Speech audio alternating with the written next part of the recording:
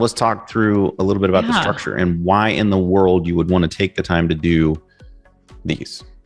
I think one thing that we've done, and this has kind of evolved as we've been doing it, is we take turns so that it's not as cumbersome. So I will run quarterly interviews, and then the following quarter we meet together with each staff member, and then the following quarter you've done them individually by yourself, and then we do it again together. So it cuts back a little bit on the time spent, right? You get a quarter off, but you also really can reach out differently, I guess, having different audience to talk to. Yep. I find that the people on our team have valued that. So giving feedback on someone in the company or something that's bothering them to a smaller audience might be better.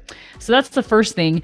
And then we schedule them. Usually we've done it over the course of a couple of days, just because we do 30 minutes. We schedule 30 minutes per person.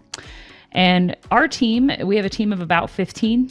So I say about because some people I don't know, sometimes we don't always do quarterly interviews with like your assistant Ron or, things like that. But it's about 15 people each time that we're meeting with. Yeah, I think precursor to this too, which shouldn't go unmentioned, is that you already have to have we've already talked about culture, we've already talked about core values and things like that. You've already have to have established, well, that's not entirely true, but you need to either in these interviews, if you haven't, you need to start with this or lead with this. If you've already established a relationship of trust with your team members, then it's easy.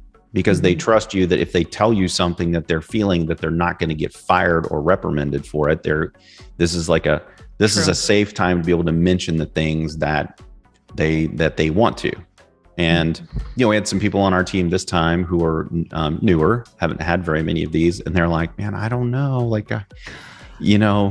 I don't want to come off as a complainer." We heard that at least twice. I don't want to be because we don't like complainers in our office.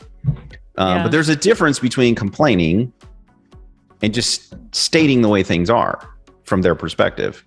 And as a leader, you have got to be open to some feedback that may not be what you wanted to hear, I guess. As a matter of fact, in a lot of ways, that's what you want to hear is what you don't want to hear, right? So anyway, with that, Heather, as kind of an overarching theme, people have to be, otherwise you're going to have a 15-minute meeting with somebody, not a 30-minute meeting, and you're going to have, a lot of stuff that's really not important come up because they're not going to trust they can tell you anything. It's very, very good point. I take that for granted that we have that culture on our team, that it's definitely, we were just talking about this morning that while I am overseeing lots of departments, I never feel like a boss or a manager. It's just not how I feel in my day-to-day, working through the team and stuff.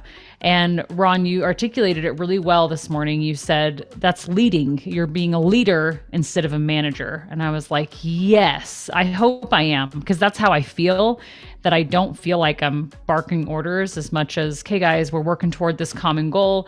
Here's some, goals we've established, how we're going to achieve them, more of a leadership